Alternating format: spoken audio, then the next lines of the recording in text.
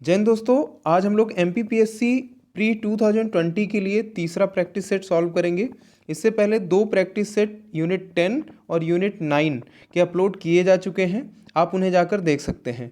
और यदि आपको इनकी PDF चाहिए तो आप @MPPSC 2.0 में जाकर उन्हें डाउनलोड भी कर सकते हैं और पढ़ भी सकते हैं। चलिए स्टार्ट करते हैं।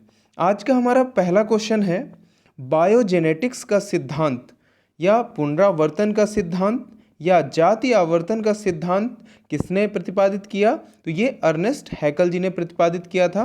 और इसमें किसका अध्ययन किया जाता है? तो इसमें भ्रूण का अध्ययन किया जाता है। दोस्तों, ये जो वीडियो है ये यूनिट 7 विज्ञान और पर्यावरण जो MPPSC प्री 2020 में है उससे संबंधित होगा। चलिए आगे देखते हैं। मानव अनुवांशिकता का गुणसूत्रीय सिद्धांत, शब्दों पे ध्यान दीजिएगा। मानव अनुवांशिकता का गुणसूत्रीय सिद्धांत किसने दिया था? तो वाल्टर सटन जी ने दिया था। किसने दिया था?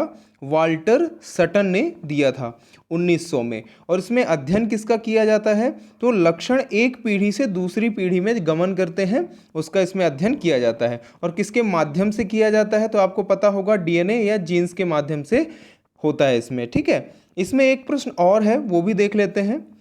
मानव अनुवांशिकी का जनक, आप देखेंगे मानव को मैंने हाईलाइट कर दिया है। अब देखिए, मानव अनुवांशिकी का जनक किसे कहा जाता है? तो फ्रांसिस गाल्टन को कहा जाता है। किसे कहा जाता है? फ्रांसिस गाल्टन को कहा जाता है। अब देखिए, इसमें कन्फ्यूजन होगा आपको कि अनुवांशिकी का सिद्धांत तो मेंडल ने दिया था, तो ये जो है मानव का सिद्धांत है और उन्होंने मटर के पौधे पे किया था, जो प्रयोग किया था। तो ध्यान दीजिएगा, जब भी मानव आएगा तो ये दो सिद्धांत आपको कंफ्यूज करेंगे। पहला आपका हो जाएगा गुणसूत्री सिद्धांत जो वाल्टर सटन ने दिया था 1900 में, और दूसरा है कि अनुवांशिकी का जनक जो कि मानव वाला है। मानव अनुवांशिकी का जनक कौन है? तो फ्रांसिस गाल्टन है। ठीक है, आगे बढ़ते हैं। अम्ल एवं क्षार संकल्पना को सबसे पहले किसने परिभाषित किया था? तो आर हीनियस जी ने किया था। किसने किया था? आर हीनियस जी ने किया था। और कब किया था? तो 1887 ईस्वी में किया था। कब किया था? 1887 ईस्वी में आर हीनियस जी ने किया था।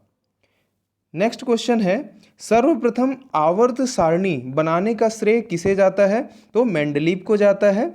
इसमें क्या था कि तत्वों को बढ़ते क्रम में इसमें सजाया गया था और परमाणु भार के आधार पे किया गया था। तो ध्यान रखें कि जो सबसे पहले जो आवर्त सारणी बनाई गई थी वो मेंडलीव जी के द्वारा बनाई गई थी और परमाणु भार के आधार पर बनाई गई थी।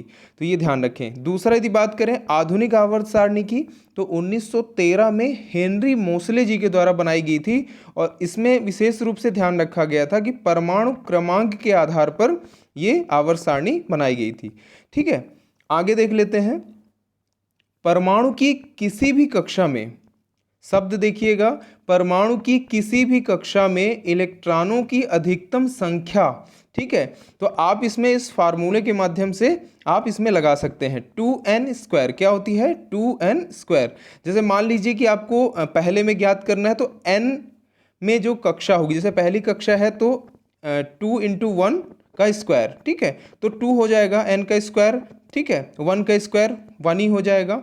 ठीक है, तो आप इसमें देख लेंगे 2 से इसको मल्टीप्लाई कर देंगे, जो भी आपको कक्षा लेनी होगी 2, 3, 4। ठीक है, तो उसके हिसाब से आप इसमें इलेक्ट्रॉनों की संख्या ज्ञात कर सकते हैं।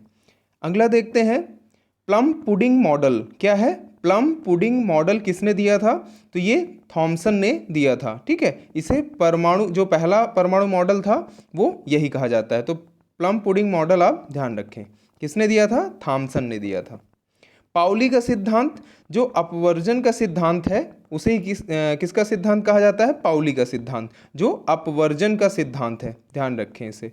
नेक्स्ट क्वेश्चन है, गुणसूत्री विकार के उदाहरण हैं। ऑप्शन में आपको बहुत सारे मिलेंगे, जिनमें आपको मिल जाएगा डाउन सिंड्रोम मिल जाएगा, टर्नर सिंड्रोम मिल जाएगा, उसके बाद क्लाइन फेल्डर। ठीक है, क्लाइन फेल्डर सिंड्रोम मिल जाएगा आपको इसमें। ठीक है, तो इन तीनों को ध्यान रखिएगा, डाउन है, टर्नर है और क्लाइन है।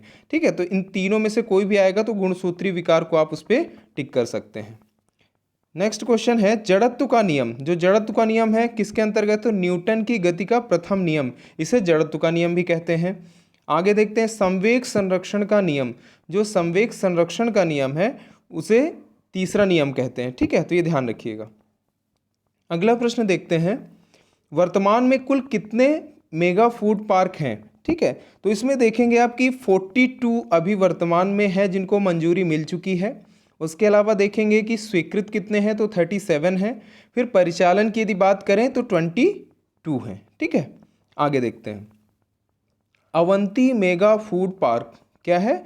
अवंती मेगा फूड पार्क किस जिले में है? तो मध्य प्रदेश के देवास जिले में है। ठीक है, अगला देख लेते हैं, श्रीनी मेगा फूड पार्क। कौन सा? Srini mega food park. Srini mega food park कहाँ है? तो चित्तूर आंध्र प्रदेश में है।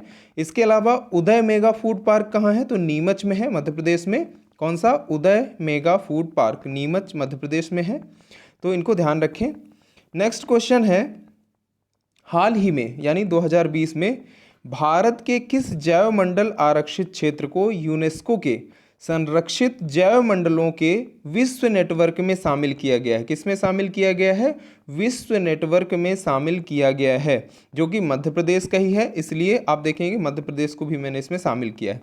आइए देखते हैं, तो 12वां है पन्ना। किसको शामिल किया गया है? पन्ना को शामिल किया गया है। अब तक कितने थे? तो 11 थे। 12वां कौन सा है? तो पन्ना है। कब शामिल किया गया? तो 28 अक्टूबर को वीडियो कॉन्फ्रेंसिंग के माध्यम से इसको शामिल किया गया है 2020 में। पहला कौन सा था इसमें? तो भारत की यदि बात करें तो नीलगिरी को 2000 में इसमें शामिल किया गया था। मध्य प्रदेश के कौन से हैं? तो 3 इसमें है मध्य प्रदेश के, आप देखेंगे 2009 में पचमढ़ी को शामिल किया गया, 2012 में अचानक मार्ग को शामिल किया गया और 2020 में अभी हाल ही में पन्ना को शामिल किया गया। कुल 129 देश इसमें हैं, शामिल हैं, जिनमें अभी वर्तमान में देखें कितने हैं, तो 714 हो चुके हैं जिनको विश्व नेटवर्क में शामिल किया जा चुका है। तो इस तरीके से आप देख सकते हैं।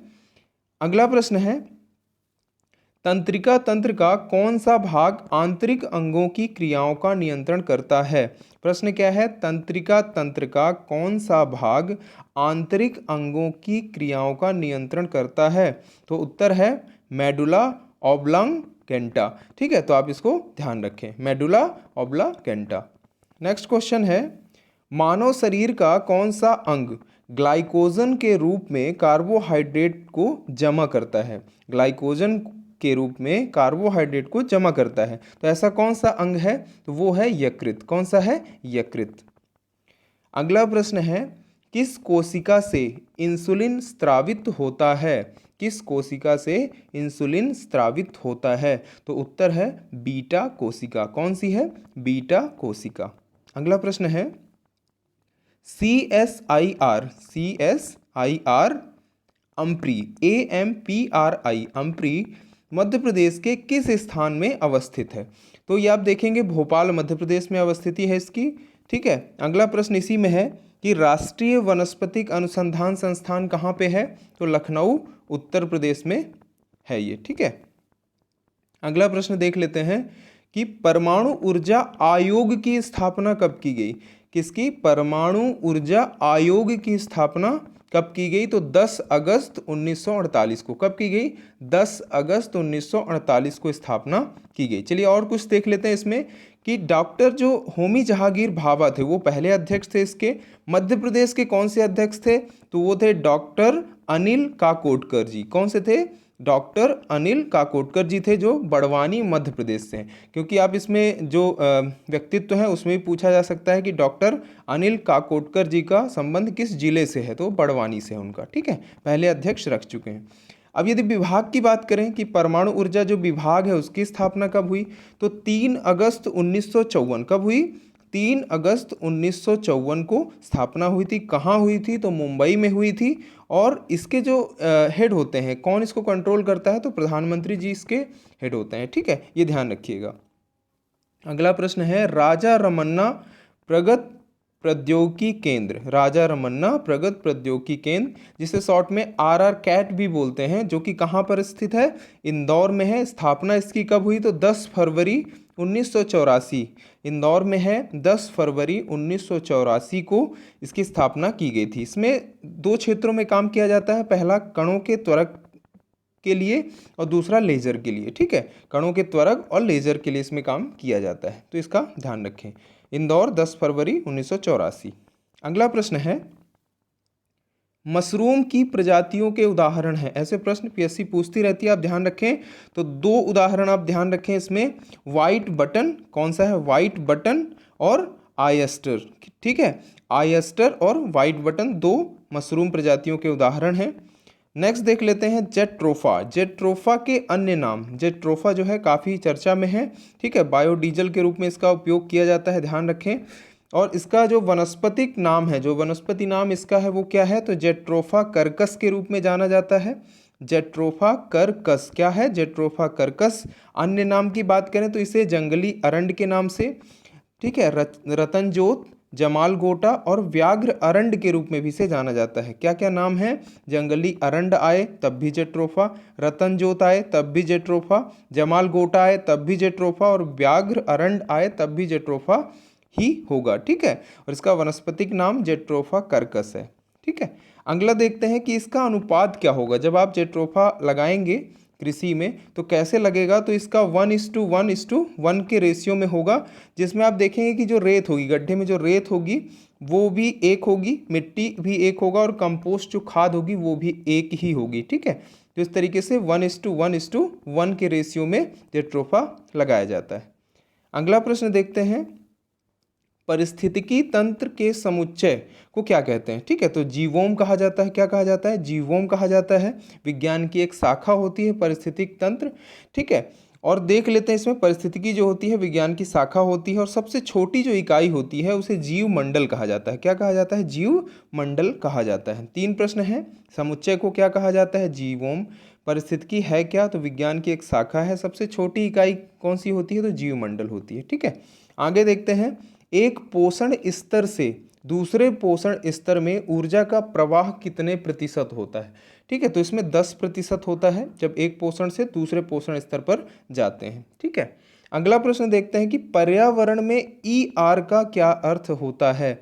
पर्यावरण में 3R का प्रयोग किया जाता है, जिसमें 3R में रिड्यूस, रीयूज और रिसाइकल, रिड्यूस, रीयूज और रिसाइकल का प्रयोग किया जाता है। इसमें 3R होगा, जिसमें एक R आपको दे दिया जाएगा और बताया जाएगा कि दो कौन से हैं या एक उसमें से कौन सा है, ठीक है। तो रिड्यूस होगा पहले, फिर रीयूज होगा, फिर उसको रिसाइकल किया जाएगा, ठीक है। सबसे बड़ा पारिस्थितिकी तंत्र कौन सा होता है, तो सागर होता है। सागर जो होता है वो काफ़ी बड़ा पारिस्थितिकी तंत्र होता है।